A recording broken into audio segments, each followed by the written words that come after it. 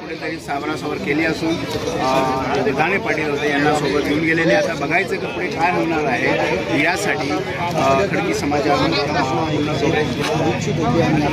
कार्यालय भाजपचं जे कार्यालय आहे इथे आपण आहोत. इथं दोन तासापासून आपण नाट्यरम्य बघितलं.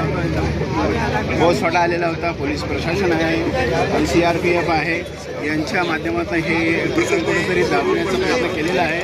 आणि आमदार केनेकर यांनी मध्यस्थी करून हे आपले भदानी पाटील यांना सोबत घेऊन आपल्या गाडीत घेऊन गेलेले आहे. आता पुढे बघायचं का याचं नेमकं काय होणार आहे. या प्रकरणावर सावरासावर केली जाते का किंवा भदानी पाटील यांना इथं बघत आहात